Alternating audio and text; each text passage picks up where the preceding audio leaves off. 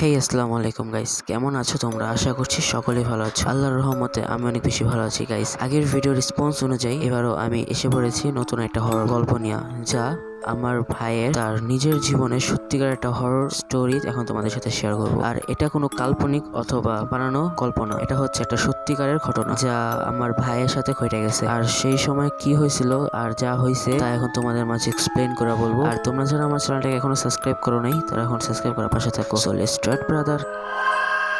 যার গল্পটা এখন তোমাদের মাঝে এক্সপ্লেন করতেছি তার নাম ছিল নিবিড়। আর গল্পটা এখন তোমাদের মাঝে এক্সপ্লেন করে বলবো। বছর 2-1 আগে তার বাবা মা পারিবারিক কিছু কারণে তারা গ্রামে যায়, এই জন্য সে নিবিড় একই বাসায় ছিল।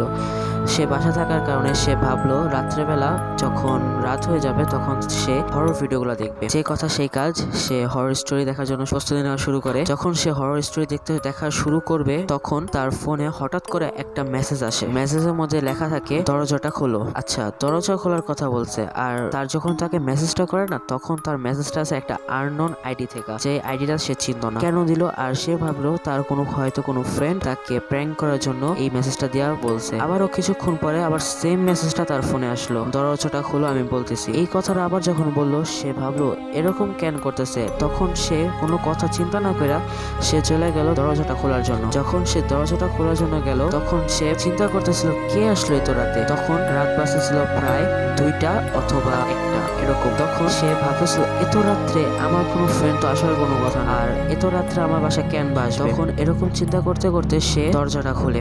দরজাটা খোলার পরে সে যা দেখলো তা হচ্ছে তার দরজার বাইরে কেউ ছিল না। দরজার বাইরে পুরো ফাঁকা ছিল আর কেউ ছিল না। সে শুধু দরজাটা খুলে মেসেজ আসলো, আবার দরজা খুলতে বলো, আবার দরজার বাইরে কেউ নাই। সে এই বিষয়টা নিয়ে না অনেক বেশি কনফিউজড হয়ে যায়। দেন এত কিছু চিন্তা না করে সে আবার হরর ভিডিওগুলো দেখার জন্য বসে পড়ে। সে মুভি দেখতেছে। দেন কিছুক্ষণ পরে তার যে গেটটা খুলছিল, অর্থাৎ মেন গেট, সেই গেট থেকে কিছু টক টক টক টক আওয়াজ আসা শুরু হয়। এই টকটক আওয়াজটা না বাইরের থেকে না, ভিতর থেকে। সে আরো বেশি ভয় পেয়ে যায়। ভয়ে তার হাত পা সব ঠান্ডা হয়ে যায়। আর এরকম অবস্থায় সে সবকিছু ভুলে যেতে শুরু করে। সে ভয় এরকম হইতাছে, সে চিন্তা করতে লাগলো আওয়াজ হইতাছে, কিসের আওয়াজ হইতাছে। সে চিন্তা করা শুরু করলো। আবার সে হরর মুভি দেখতেছিল, তার আরো ভয় তো লাগতেছে। এরকম করতে করতে কিছুক্ষণ পর সে এখান থেকে গেল, কিসের আওয়াজ হইতাছে এরকম, কোনো ইন্দুর এরকম আওয়াজ করতেছে সেটা দেখার জন্য। দেন যখন সে উঠে গেল, যাওয়ার পরে সে দেখতে পেল না কোনো পোকামাকড় অথবা কোনো কিছুই নেই। দেন সে খোঁজাখুঁজি শুরু করলো ঘরের মধ্যে কিসের সাউন্ড আছে। দেন সে তার বেডরুমে যায়। বেডরুমে যাওয়ার পর দেখতে পারে তার রুমের ওয়াশরুম থেকে এই সাউন্ড আসছে। দেন সে এই জিনিসটা দেখার পর তার শরীরের প্রত্যেকটা পশম দাঁড়ায় যায় ভয়ে। দেন হঠাৎ যখন দেখতে পারে কিসের আওয়াজ হচ্ছে, তখন আইটু সামনের দিকে আগানোর পরে দেখতে পারে হঠাৎ তার শরীর পুরো স্তব্ধ এবং সেখানে দাঁড়ায় পড়ে। দেখতে পারে দরজাটা আস্তে আস্তে খোলা শুরু করছে।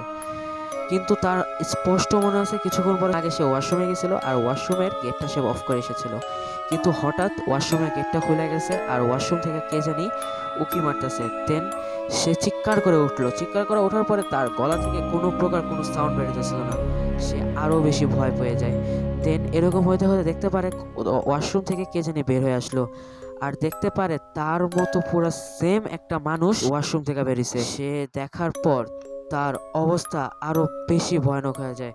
সে কি করবে সে সময় কিছু ভাবনা বাইরে চলে যায়। এরকম অবস্থায় সে চিন্তা করতে থাকে এখন কি করবে। সে ভাবতেছিল এখান থেকে দৌড় দেবে নাকি কি করবে। দেন সেটা তাকে দিশাহারা হয়ে যায়। তখন হঠাৎ মনে পড়ে দৌড় দেওয়ার কথা। তখন সে কোনো কথা চিন্তা না করে এক দৌড়ে ঘর থেকে বের হয়ে যায় কোনোভাবে। এই ঘর থেকে বের হওয়ার পর কিছুক্ষণ পরে দেখতে পারে সে যে দৌড় দিছিল তার দৌড় কোনো কাজে লাগেনি, কারণ সে যে জায়গায় ছিল সেই জায়গায় আছে। সে যে দেখলো ঘর থেকে বের হয়ে গেছে, আসলে সে ঘর থেকে বের হয়ে এরকম অবস্থায় সে অনেকক্ষণ চেষ্টা করে থাকে ঘর থেকে বের হওয়ার জন্য অথবা দৌড় দেওয়ার জন্য অথবা চিৎকার দেওয়ার জন্য, বের হতে পারতেছে না। কিছুক্ষণ পরে তার ফোনের মধ্যে ফোন বেজে ওঠে। তার মা তাকে ফোন। এই অবস্থায় হঠাৎ জিন অথবা যা তার রূপ ধরে ঢুকেছিল সেটা হঠাৎ নাই হয়ে যায় ঘর থেকে। তখন সে ভয়ে তার ফোন নিয়ে ঘর থেকে তাড়াতাড়ি করে বের হয়ে যায়। তারপর পরের দিন সকালবেলা সে ঘরের দিকে ঢুকে, মা এবং তার বাবা দেখে বাসায় এসে বসে। তাকে জিজ্ঞাসা করে, তুই সারা রাত কইছিলি বাসা ছিলি না কেন? তারপর দেখে গেট এরকম তালাদা রেখে গেছে, এরকম নানান ধরনের প্রশ্ন তাকে জিজ্ঞাসা করে। তারপর তার মা বাবাকে সব ঘটনা খুলে বলে। দেন ওই বাসা ছেড়ে কয়েকদিন পরেই তারা বাসা ছেড়ে চলে যায়। এরপরে তার সাথে এরকম আর কোনো ঘটনা ঘটে নাই। আজকের ভিডিও এই পর্যন্তই, দেখা হবে অন্য কোনো ভিডিওতে। আল্লাহ হাফিজ।